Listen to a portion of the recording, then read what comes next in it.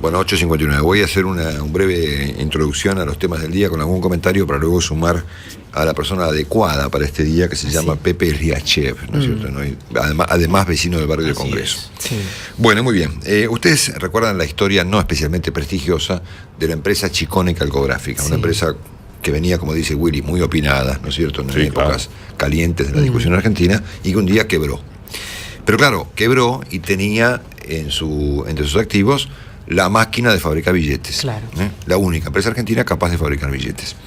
Cuando quiebra la compañía Chicone, propiedad de los hermanos Héctor y Nicolás Chicone, la empresa entra en una instancia judicial donde un juez determina que otra empresa la administre, ¿no? Una empresa seria. Sí.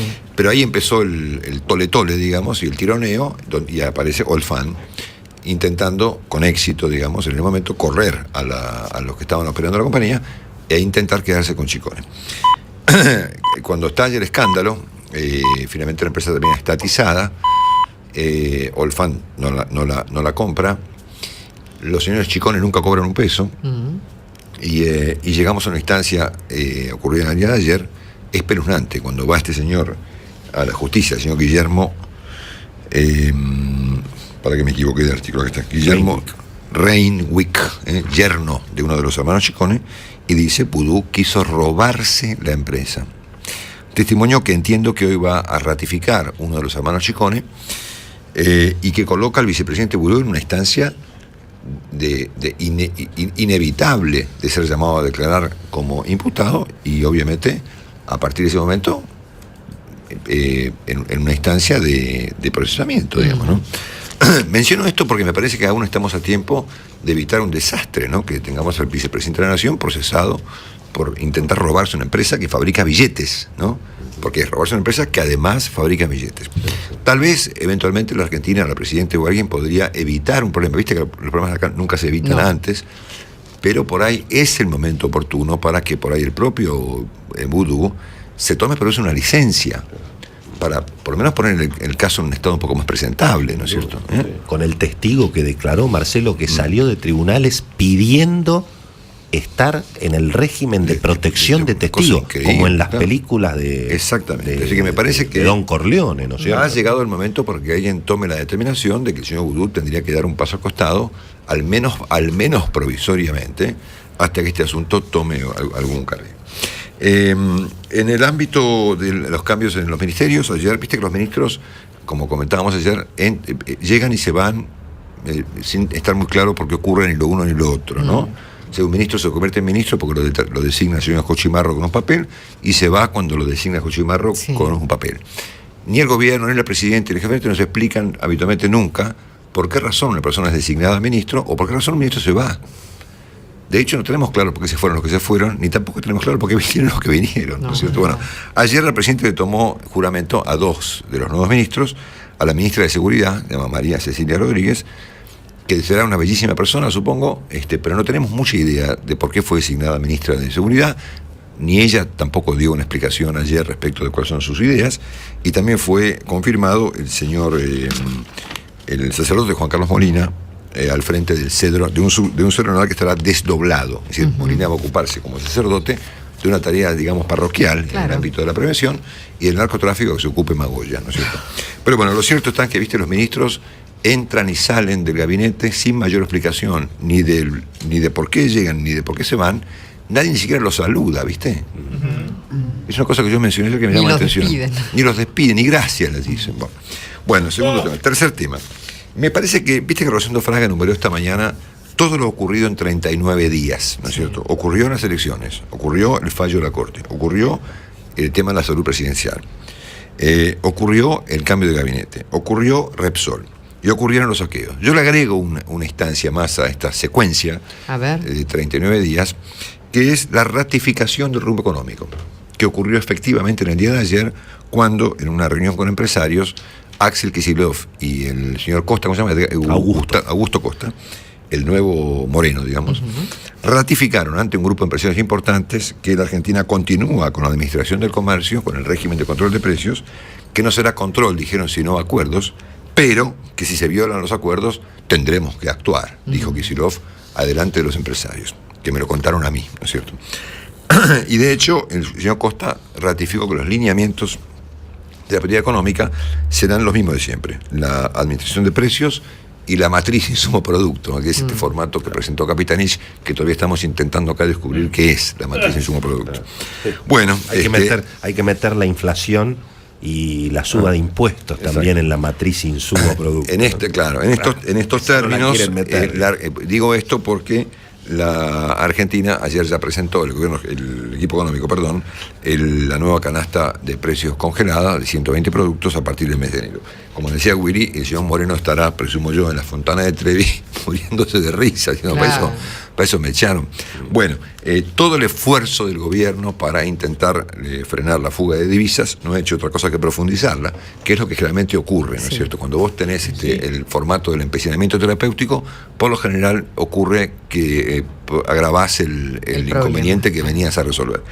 1.500 millones de dólares se previeron en Argentina desde que asumió el equipo económico. Ayer 135 millones, antes de ayer 120, y así todos los días, con un dólar de vuelta para arriba, 9,62. Y estos formatos tan particulares de intentar resolver el tema de las reservas y de reconstruir en la llegada de dólares en una cosa como face to face, digamos, ¿no? Negociando caso por caso, en vez de hacer, por ejemplo, como hacen los bolivianos, que emiten un bono y van a los mercados, donde los ahorristas, bancos, fondos, empresas, etcétera, compañías de seguros, compran los bonos, claro, de modo transparente y digamos, bastante diseminado, digamos. Bueno, pero ojalá tuviéramos la política fiscal de Evo Morales. Claro. Ojalá tuviéramos a Evo Morales como secretario de Hacienda. Tenemos al ministro De Vido negociando con los rusos y ahora, a partir de fin de semana, al ministro Kicillof negociando con los chinos. Ayer las cerealeras aceptaron poner en una letra del central, creo que 1.900 millones de dólares, lo cual va a reconstruir las reservas de una semana y media, digamos, ¿no? Pero bueno, la Argentina opta por ir por la banquina cuando está la autopista vacía. Sí. Y por cierto, además, llena de dólares, Willy. Así es. Claro, la autopista, el carril central, te lleva directo a un mundo donde llueven los dólares. Para los países normales, ¿no es cierto? Y acá mismo en la Argentina, si los argentinos están llenos de dólares. Pero la Argentina ha optado por este formato de discutir con el gobierno chino y con el gobierno ruso en una instancia parecida a la que fue en su momento la de Kirchner con el gobierno venezolano, ¿no es cierto? De seguir planteando el tema del desendeudamiento, pero negociar con gobiernos y bancos centrales, cosas que después no pasan, digamos, ¿no es cierto? Bueno, hasta acá entonces el tema ¿cómo se llama?, de Vudú, el panorama económico del día, que viene a ser efectivamente una ratificación del rumbo que había hasta el momento. Y nos encontramos con la cuestión de Córdoba, que tiene no uno, sino dos balances para hacer. El primero es el balance de las cosas rotas y de las personas lastimadas y de los muertos. Tenemos 1.000 comercios saqueados, tenemos 200 heridos, 11 de ellos con algún nivel de gravedad, una persona fallecida y apenas 52 detenidos. Con una policía de Córdoba literalmente impresentable, sobre la cual en algún momento el gobernador deberá actuar, y con un segundo balance, que es el de qué hace la política argentina cuando estalle un problema. Porque nosotros venimos planteando casi varios días, bueno, problemas puede haber, ponele, te tomo que problemas existen, ¿no es cierto?, de mayor, menor gravedad, problemas más sofisticados o más rudimentarios, pero problemas hay. El problema es la reacción, ¿no es cierto? Y ayer me parece que la otra novedad es este gran tropiezo de Capitanich en esta semana y pico que lleva de jefe de gabinete, y una política que la verdad que cuando ocurre un problema uno se agarra la cabeza, no ya por el problema, sino por los solucionadores del problema, ¿no es cierto? Y esto da para pensar, ¿no es cierto?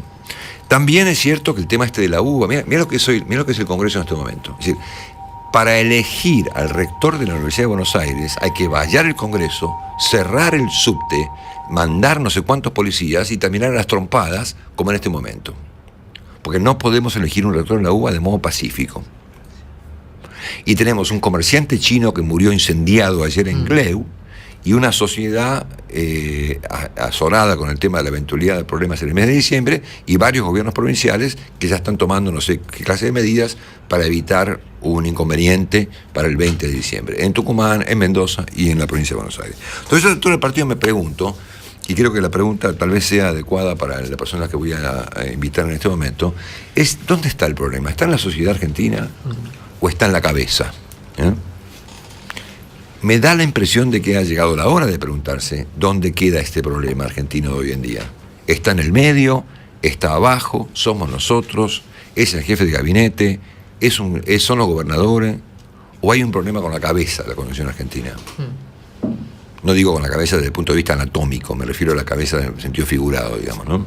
Sí. O sea, ayer la Presidenta de la República se limitó a aterrizar con su helicóptero en la Casa Rosada a las 7 de la tarde, tomarle juramento a 2 personas desconocidas y irse. Para anunciar que creo que se va a Calafate en las próximas horas. Entonces, me parece que hay que preguntarse acá hay un problema combinado, es la base de la sociedad que perdió todo control, o tenemos un problema con la conducción. Y desde ayer que estoy pensando en el señor Pepe Eliashev, que generalmente hunde su bisturí en el lugar adecuado. Buen día, Pepe. Marcelo, buenos días, cariño para todo tu equipo. Acá intentando un poquito describir el día, mirando un espectáculo deplorable que ocurre ahí cerca de tu casa. Te he estado escuchando atentamente. Bueno. Y queriendo escucharte un ratito. Agradecerte por la invitación a esto último que dijiste, que es pensar en voz alta. Creo que lo que nos está haciendo falta, pensar y actuar también. Mira, recién cuando me conectaba con el programa, Chiquito, tu operador, el querido Chiquito, me decía: ¿en dónde estás? ¿A cuántas cuadras estás? Esto es un campo de batalla. En estos momentos están sobrevolando la zona de Congreso los helicópteros. Y esa sola fotografía, ese fotograma, Marcelo, te da una pauta del disparate nacional. Yo quisiera hacer algunos apuntes muy rápidos, como si fuesen pinceladas muy importantes. Hace 10 años que estamos gobernados por un grupo de personas que dicen que vinieron a rescatar el Estado. Nunca fue más bobo el Estado que este Estado. Ellos criticaban al Estado neoliberal de Menem, de la Rúa y de Alfonsín, diciendo que ese era el Estado ausente. Este es un Estado totalmente ausente, y que se lo pregunten si no a los cordobeses, que se lo pregunten a los porteños de esta zona del país, de Congreso, de Montserrat.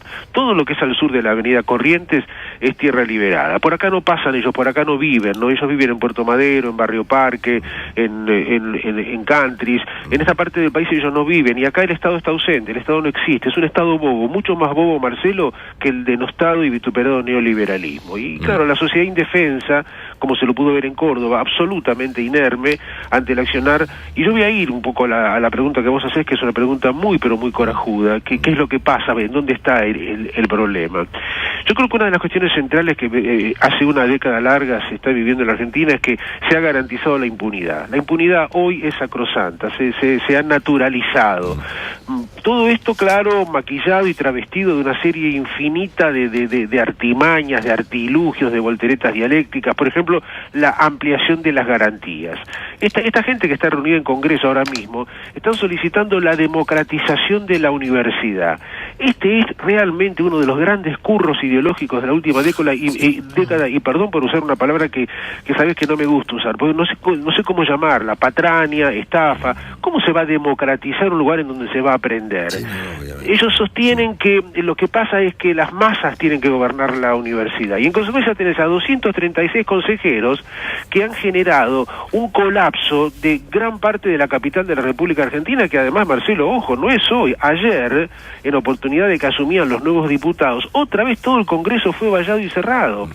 El nivel de crueldad para con la sociedad, como decía el presidente José Mujica, la falta de cariño entre los argentinos es tan espectacular que convierten a las universidades o al Congreso en un botín, en un campo de batalla, y todo esto desde luego con todo el jarabe de la politización, de la militancia. Entonces tenés Córdoba. ¿Qué fue lo de Córdoba? La pequeñez infinita del gobierno, la venganza. Había que escarmentar a De la Sota, sí, claro. Cosa que vienen intentando hace mucho tiempo, como antes intentaron con Macri. ¿O quién decía, Mauricio, que es Macri? ¿Quién decía esa frase? Sí, el finado.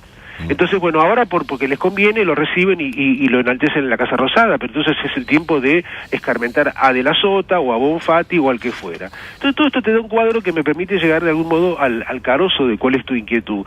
Yo creo que no hay nunca, en ningún nivel de la vida, en la vida privada, en el amor, en el odio, en los negocios, nunca hay una sola responsabilidad. Tengo la sensación, Marcelo, querido, que la sociedad argentina está muy enferma. Las escenas de Córdoba eran absolutamente escalofriantes. Yo hablaba ayer a la noche con con un rabino, Marcelo Poliakov, en Córdoba, y hablaba con la ministra de Seguridad, y hay una cosa que queda muy clara: no era hambre, no eran saqueos de gente indigente, era la gente que iba al choreo, pero lisa y llanamente, gozando y disfrutando del choreo al vecino, al mercadito de al lado, no a las grandes transnacionales, a los pulpos imperialistas. Entonces esto está hablando de un diagnóstico gravísimo. La sociedad argentina está muy enferma, y la enfermedad ha sido grandemente estimulada hace ya 10 años por estos gobiernos. Sí. No sé si fui claro. Fuiste clarísimo. Bueno, está en este momento el Congreso, no sabe lo que es. Sí. Aquí la imagen de o sea que quienes vivimos al sur del Congreso tenemos que empezar ahora una expedición. Sí. Además, esto desde luego ayer yo comentaba en la radio a la tarde el disparate de que empresas que cierran calles sin advertirte. La verdad que si uno mira la ciudad desde arriba, desde 100 metros, desde un helicóptero, lo que ve es un tablero demencial. Siempre le doy el copyright a mi amigo Alejandro Borestein. El club de los malos gobierna la Argentina. Estos tipos se reúnen y dicen, a ver, ¿cómo le jodemos mejor la vida a la gente? Definitivamente. Bueno, ahí estamos, escuchándote todos los días, Pepe, por la tarde. Te mandamos un abrazo muy, muy grande. Una última pregunta, si se me ocurre el segundito final. ¿Qué te sugiere el estado de cosas de vudú hoy en día?